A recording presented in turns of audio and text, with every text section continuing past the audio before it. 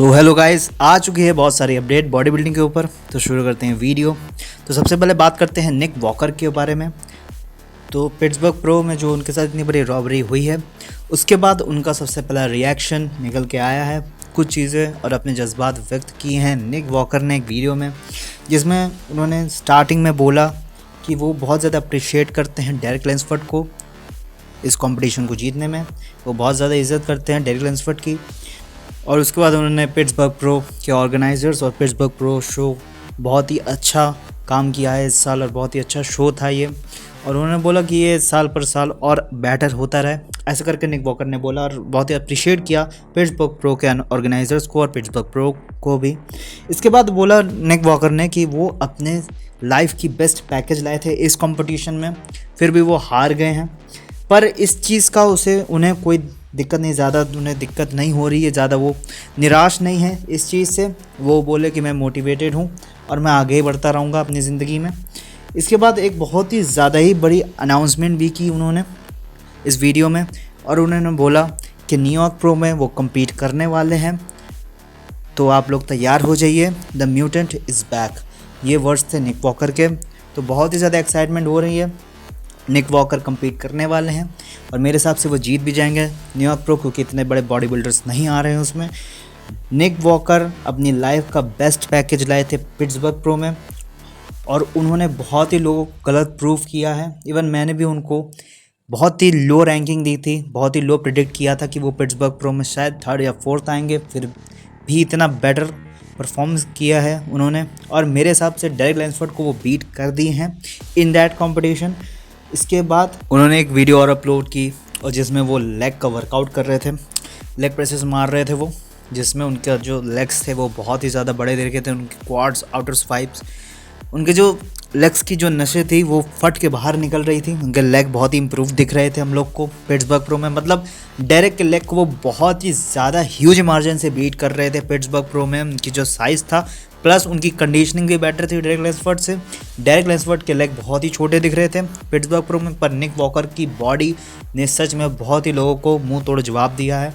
बहुत ही हेटर्स थे उनके पहले, बहुत लोग उनको मजाक में भी लेते थे पहले, क्योंकि वो हर वक्त बोलते थे कि मैं इस कंपटीशन को जीतूंगा। पर इस बार निक वॉकर ने खुद को बहुत ही अच्छी तरीके से प्रूव किया है, और उन्होंने एक तरह से अपना कमबैक किया है बॉडी बिल्डिंग में अपनी मेहनत से और अपनी बॉडी से, क्योंकि उनकी बॉडी बहुत ही ज़्यादा इनक्रेडिबल लग रही थी।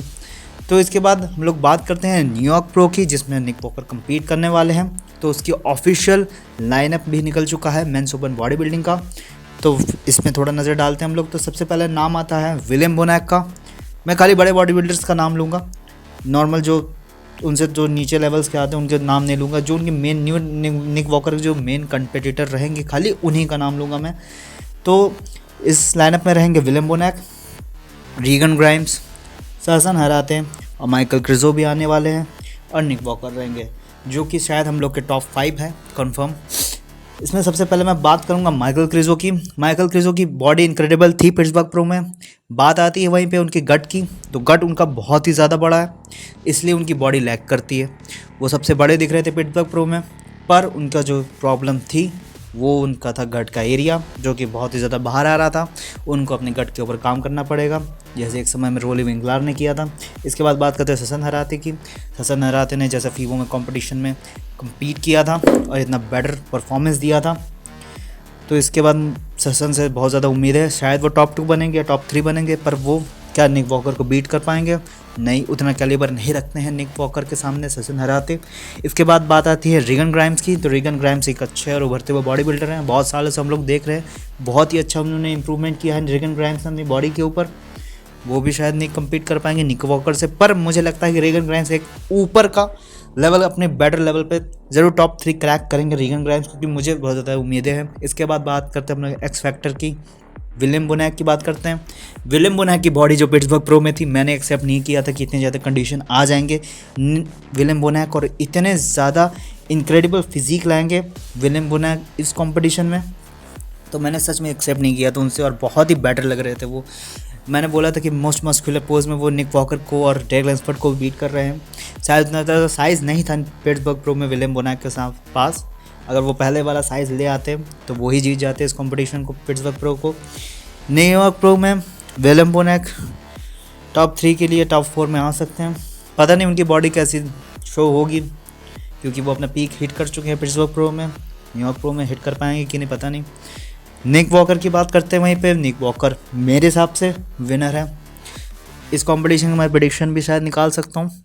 बाकी 1-2 दिन में आपको मैं कंपैरिजन वीडियो निकाल के दूंगा निक वॉकर की और डैग लैंसफोर्ड की पिट्सबर्ग प्रो के लिए।